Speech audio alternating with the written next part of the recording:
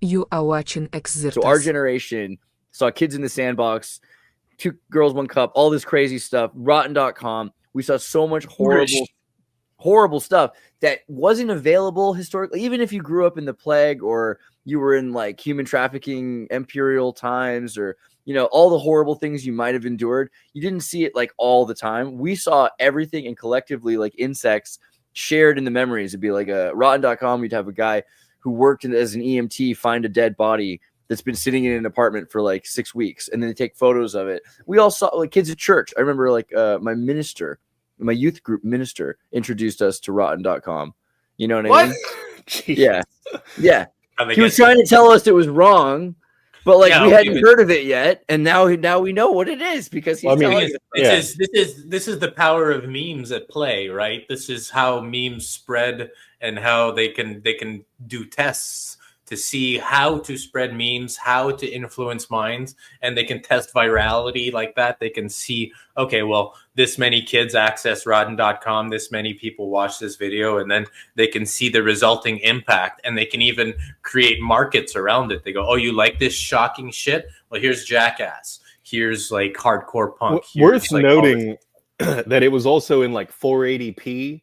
So, you know, some of the pictures were definitely not 480p. Some of the photos, I like the triangle pixelated titties, man. But like the beheading video, it was like on Napster or whatever the equivalent was later on, LimeWire. Now you got poopy porn on 4K. Our brains could decipher 480 back in the day better, though. Like Andrew, graphics look better. What was your point, Andrew, though? What was Andrew's point about it being low resolution? Why did that matter? I mean, it was the actual, like, conceptually it was worse than like the actual data than we were receiving. True. It was like we knew what was happening, and just the thought of it as opposed is to even more intense.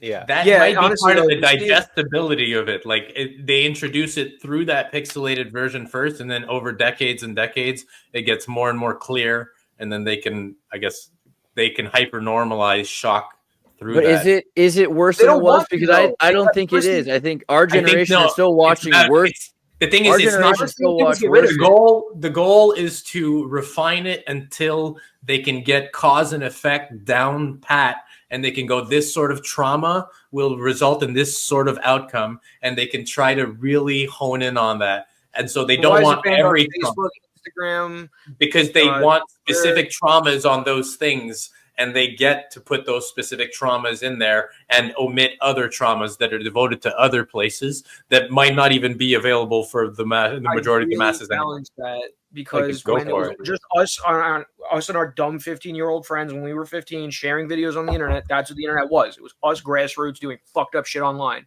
And now that the money came online and runs all the big networks, all that shit's gone. Sure, but it was all part of the MK Ultra. I mean, look, just because there weren't markets set up yet, there were markets forming. It was beginning. Newgrounds.com, the guy's a multi-millionaire. Newgrounds wasn't a gore site. Newgrounds banned gore in 2001. No. Sorry to tell you, but at the time, that was shocking. I was on Newgrounds before 9/11. Dude, they had school shooting mini games that 11-year-olds were playing. It was cartoons. It was not fucking. No. You can't tell me that it's cartoons. Therefore, it's not violent. School shooting. He was fighting the school shooters. I played that game. Doesn't matter. Doesn't matter. They had none of this is like. I'm not saying that it was the most shocking thing compared to Rotten.com, but on the scale as a 10-year-old kid seeing this sort of content while there's school shootings happening and starting and rising, this is all part of this sort of trauma sphere where they were covering it with the news. We had Bowling for Columbine, we had movies that they were talking about it. We had it everywhere. So and combine that with emo music, for example. Emo music was all about reaction to trauma. It was all about, oh, look, we're all post 9/11 and we're all emotionally distraught and broken. And here, look, cut yourselves. Your identity is fucked up. You should dress this way. You should identify this way. You should, all right. Yeah. Come on. Shout out to Avenged Sevenfold. I like, but romance. And like the thing is that you can see that there's a cause and effect happening with emo music, right? Like just as like a social experiment, let's say that how many kids can we get to kill themselves? I think you're looking at it backwards. I think that the art and expression that was coming out was a reaction to the stuff that was happening, not vice versa. The thing is that they capitalized on the reaction, and that's the band. That's the real post. That's the quintessential post 9/11 band. Let's say this video was brilliant too, because it felt like a Donnie Darko American Pie movie. Like the music video was genius. Let's say you have a 9/11. Let's say you have a wartime tragedy happen, okay? Like a false flag attack, for example. You can gauge, and the goal of a false flag attack is to get a reaction. It's to get the reaction, the psychic reaction you want from the audience, from the country you're doing it to. And so if you can completely start controlling culture from this sort of top point of the tragedy, then yeah, you can see what happens. And then you can bring in another tragedy later and see how that affects that generation. No, I definitely agree with this. My Chemical Romance exists because of 9/11. Yeah, I was just saying that. Yeah. So true. It's true. Yeah. It's all connected.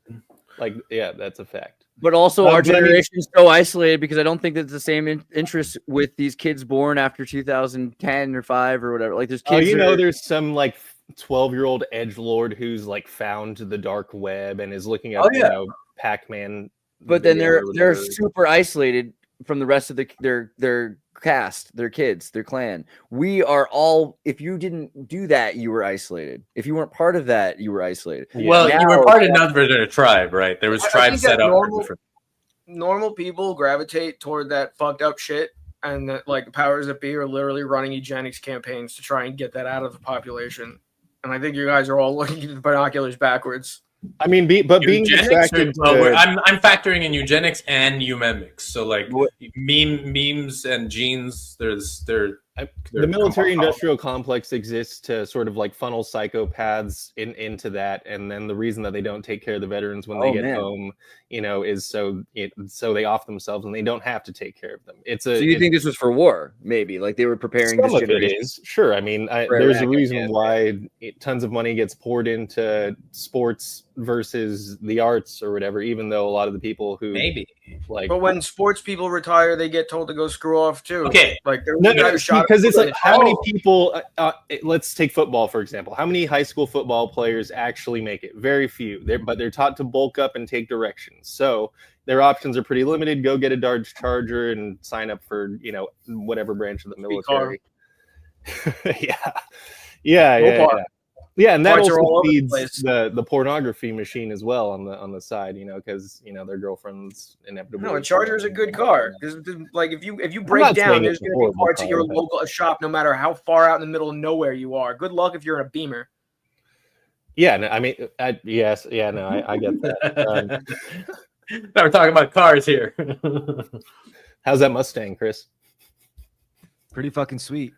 Pixel repaired daily. Yeah, did you pick up any chicks and then kick them out of your car immediately yet? No, I've just been driving really fast, trying to learn how to master the heel toe shift. I think I got it. It's just I really only need it for like turning when I'm banking a turn at like 3rd gear, and then I slow down, and instead of like granny shifting, I just do the actual proper technique, and it's better for my car. So it's fun. I like learning these like little things with driving standard.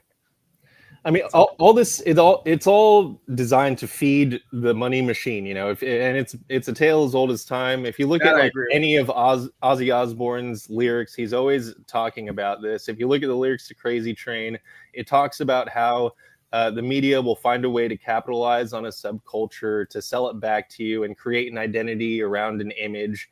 Even when at first that image was a reaction, it was counterculture, and then it becomes a commercial entity. For emo, for example, that started off as like an underground subgenre, and then the big music companies found a way to put these bands together so that way they could sell the image. The media sells it, and you live the role.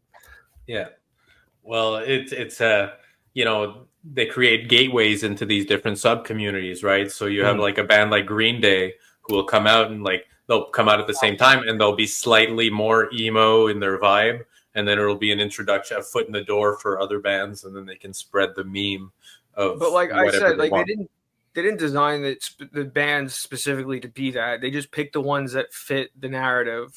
Yeah. Well, the thing is, as long as the meme spreads, like that's what matters. So some of them were put together consciously. I mean, Limp Bizkit, for example, all those guys. Yeah. But that's new metal. That's another experiment. But new metal was made because Rage Against the Machine wouldn't sell out, but that sound was so sellable. Look at how, I mean, there's all these right-wing groups have co-opted Rage Against the Machine music. Yeah, I would argue that Rage Against the Machine is the most sold out possible thing. They were like, hey, if you want to go to our concerts, you have to get vaccinated. The thing is, they started on this, right? I'm talking about 90s I felt more Rage. punk at Britney Spears concerts. I'm sorry. But look at Slipknot. Look at Slipknot. Slipknot is a corporate band that was made as a juggalo. I will never be able to support Rage Against the Machine as being unsold out. Rage is just communist audio slave. You know, like the anti-capitalist market, the rebellion market, massive markets. They're huge markets. And so if you can just control what those people put into their brains and what they feel and what they keep on repeating, then why not do it through music, through the art? You control people through the art they consume. You are what you consume.